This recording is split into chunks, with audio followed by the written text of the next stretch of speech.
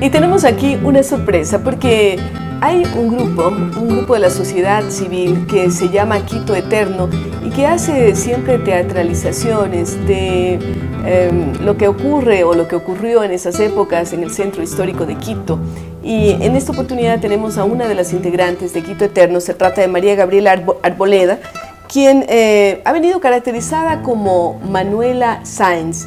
Yo le decía a Gabriela, bienvenida, que yo no la veo con esos trajes con los que a veces aparecen las pinturas, Manuela Sáenz, bastante más descubierta, más provocativa tal vez. Y me gustaría preguntarle a Manuela Sáenz, el tipo de traje que está usando, ¿a qué responde?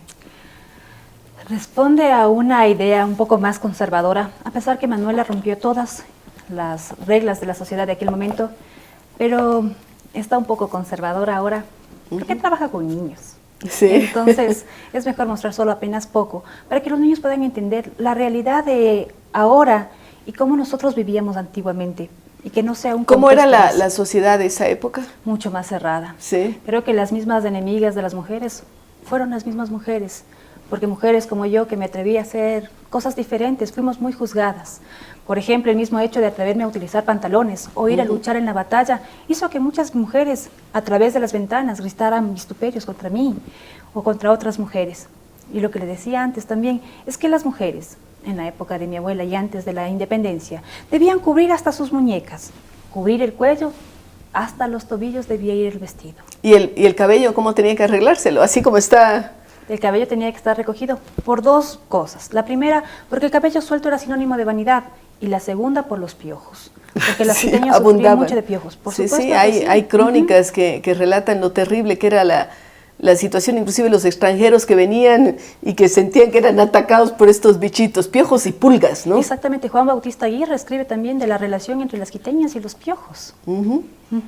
Ahora, ¿qué más le diría Manuela Sáenz a la gente actual que está visitando el centro histórico de Quito? La mejor manera de conocer el centro es caminando, porque cada lugar, cada piedra tiene una historia importante, pero lo importante es saber también qué leer, qué buscar. Por ejemplo, si ustedes van a la iglesia del Sagrario, van a mirar a través de la puerta y en el pequeño hay una especie como de cuadradito, ahí está en qué año se inició a construir la portada de la iglesia, y lo mismo en la iglesia de la Compañía de Jesús. Cada lugar, cada espacio tiene algo significativo y alguna historia. Y si también recordamos, tal vez nuestros abuelos, nuestros padres vivieron en el centro, así que todos estamos ligados a una historia natural y propia.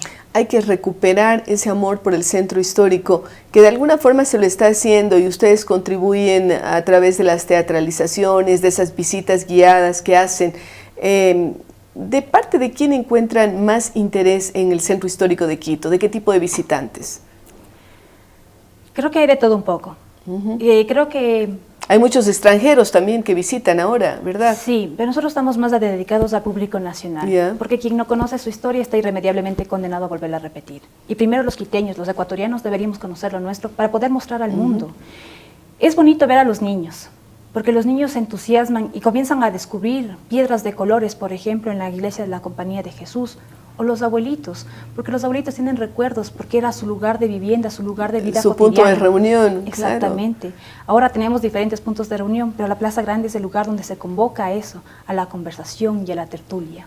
Las visitas guiadas que ustedes hacen, Manuela, ya no sé si llamarle María Gabriela o Manuela, ¿son con qué horarios? Cuéntenos un poquito de eso. Tenemos diferentes horarios. Sí. En las mañanas, de lunes a viernes, trabajamos para instituciones educativas. En la noche, a partir de las 7 de la noche, por ejemplo, si una familia se organiza y quiere salir, puede venir a los recorridos. ¿Les llaman antes? Por supuesto que sí. Y las personas pueden elegir, porque hemos buscado un convenio, un trabajo en red con los diferentes espacios patrimoniales que digan, por ejemplo, yo quiero visitar esta noche San Diego, entonces vamos a San Diego. Y también los sábados. O sea, puede la gente definir qué es lo que quiere ir a ver, no es solamente un recorrido que ya se establece. No, cada quien puede elegir qué lugar quiere visitar, pero lo que nosotros motivamos también es que la gente recorra las calles, las plazas, porque tienen bastante historia. Pero también lo bonito es que no solo son museos, calles y plazas, sino que también trabajamos con los restaurantes que están cerca. Por ejemplo, en San Agustín, alguna vez tuvimos un recorrido de unos abuelitos que estaban cumpliendo un cierto aniversario. Nosotros no sabíamos, les llevamos a la cafetería y en ese momento, por ejemplo, el señor le dijo a la señora, ¿te acuerdas? Aquí fue el primer lugar donde nos conocimos. La primera vez que te invité a tomar helado. Entonces es un centro histórico lleno de parte historias. de la historia personal de cada uno. Cuéntenos algo más de la época de Manuela Sáenz. ¿Qué tipo, aparte de estas limitaciones en que había que cubrirse, en fin, qué tipo de ropa se usaba? Porque yo recuerdo que cuando estudiábamos la vida, cuando leíamos la vida de Manuela Sáenz, pues sabíamos que andaban con unos mantones largos también, que hasta les servía cuando estaban en Lima, sobre todo para llevar y traer correspondencia, armas inclusive. Cuéntenos sobre esto. Las vestimentas siempre fueron de acuerdo a cada región. Y quería contarle una anécdota más que me hizo acuerdo. Sí. Una vez, un sacerdote de Cuenca se fue para Guayaquil. Pero en Guayaquil, por supuesto, por el clima, las mujeres utilizaban otro tipo de vestidos, más descubierto, completamente con sus brazos. Y el sacerdote se negó en dar la misa. Dijo que era una mujer provocadora, que estaba incitando a los hombres y que en ese momento suspendía. Y que nadie podía ir a la iglesia. Entonces, por supuesto, las mujeres dejaron de ir a la iglesia, pero esto le preocupó a la curia. Y tuvieron que hablar con el sacerdote y explicarle la situación del clima, claro. Y que no era justo que les traten de esa manera a las mujeres. Hablando de mujeres también, las vestimentas se diferenciaban por las clases sociales. Por ejemplo, las mujeres que estaban tal vez en el estrato más bajo, eran mujeres que utilizaban grandes faldones, con grandes bolsillos, que se las conocía como bolsiconas. Y para guardar llaves, para guardar un montón de cosas. Para guardar el dinero, porque las mujeres tal también vez de estrato social más bajo se encargaban de vender mercadería a las pulperías, y por eso se les conocía así. Pero las también bolsiconas, eran las mujeres que iban descalzas, y como le contaba, estaban dedicadas completamente al comercio. Pero me gusta hablar también de mujeres, y mujeres que acompañaron a la guerra, y que fueron también parte importante de la historia. Mujeres que iban con sus hombres, que podían ser sus esposos, amantes, padres, hijos, etc.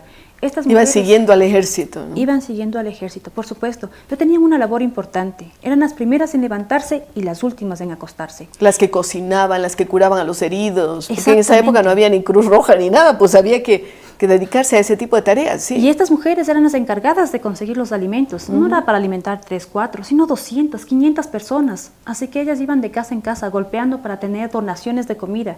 Y cuando la gente no las donaba, pues a ellas no les importaba. Y tenían que robar, pues robaban el alimento para alimentar a los soldados.